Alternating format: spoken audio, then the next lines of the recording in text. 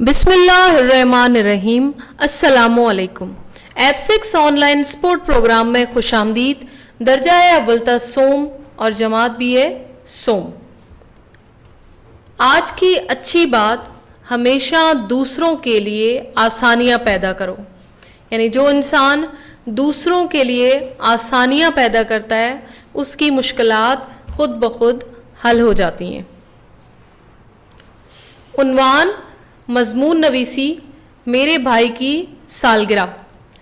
تدریسی ذرائع ہیں ہمارے پاس: pencil, sharpener, copy, computer, mobile, laptop. تو بچوں، آج ہم سب سے پہلے مضمون نویسی کا تعارف جانیں گے. کسی موضوع کو ذہن میں رکھ کر اس کے متعلق اپنے خیالات کو آسان، خوبصورت اور موزوں الفاظ میں اس طرح تسلسل کا مطلب ہوتا ہے بچوں روانگی کے ساتھ، تسلسل کے ساتھ بیان کرنا کہ پڑھنے والا اس کو بخوبی سمجھ پائے، یعنی پڑھنے والا اس کو بہت اچھی طرح سمجھ پائے، مضمون نویسی کہلاتا ہے.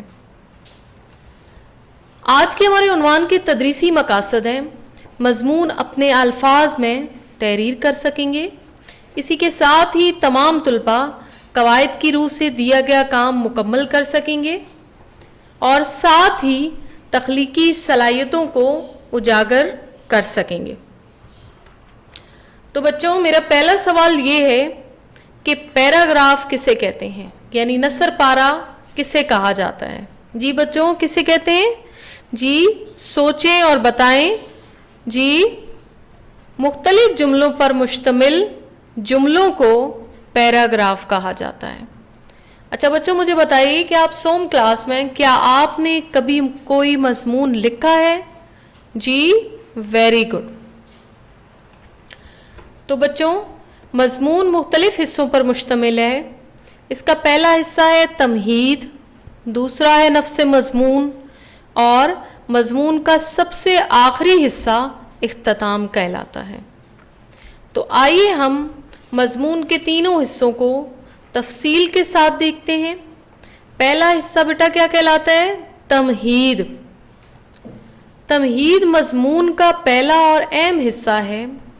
اس میں اصل موضوع یا نفس مضمون سے متعلق چند پراثر جملے، یعنی متاثر کر دینے والے جملے اس طرح لکھے جاتے ہیں کہ پڑھنے والا اصل موضوع کی طرف راغب ہو جائے. جی بچوں، آپ کو سمجھ آیا کہ مضمون کے پہلے حصے کو کیا کہتے ہیں؟ جی پہلے حصے کو تمہید کہا جاتا ہے، جس میں لکھنے والا اپنے اصل موضوع سے متعلق چند متاثر کرنے والے جملے لکھتا ہے تاکہ پڑھنے والا اس موضوع کی طرف خود بخود راغب ہو جائے. دوسرا حصہ ہے نفس مضمون. مضمون کا دوسرا اور اہم حصہ نفس مضمون ہے، جس میں لکھنے والا موضوع کے متعلق تفصیل سے ذکر کیا جاتا ہے. کیونکہ یہ حصہ طویل ہوتا ہے، یعنی لمبا ہوتا ہے، اس لیے اس کو کئی پیراگراف میں لکھا جا سکتا ہے، یعنی طویل انداز میں مضمون نگار بیان کرتا ہے. مضمون کا تیسرا اور آخری حصہ اختتام کہلاتا ہے. اس میں مضمون نگار، بیٹا مضمون نگار کہا جاتا ہے مضمون لکھنے والے کو اپنے خیالات کا نچوڑ، یعنی اپنے خیالات کا اظہار پر اثر انداز میں پیش کرتا ہے تاکہ پڑھنے والا متاثر ہو، اور اس کے ساتھ ہی وہ مضمون پر اپنی رائے قائم کرے یا اس سے نتیجہ اخذ کر سکے. تو بچوں، آج ہمارا مضمون نویسی کا عنوان ہے میرے بھائی کی سالگرہ. بچوں، میں آپ کو مضمون لکھنے کے لیے کچھ امدادی الفاظ دے رہی ہوں. تو سب سے پہلا الفاظ دیکھیے، والدین. اگر آپ کے بھائی کی سالگرہ ہے تو اس میں آپ کے والدین کی شرکت بہت ضروری ہے، اور آپ کے گھر میں رہنے والے بہن بھائیوں کی شرکت بھی لازم ہوگی.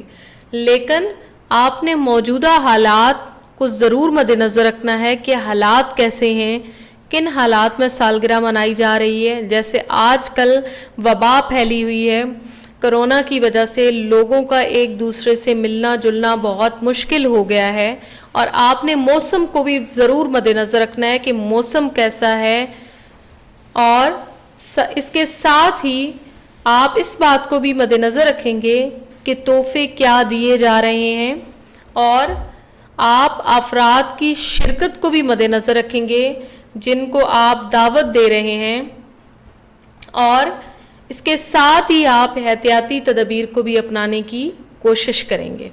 تو بچوں، ان تمام اہم نکات یعنی امدادی الفاظ کو مد نظر رکھتے ہوئے آپ نے مضمون تحریر کرنا ہے. اسی کے ساتھ میں آپ سے اجازت چاہوں گی. شکریہ. اللہ حافظ.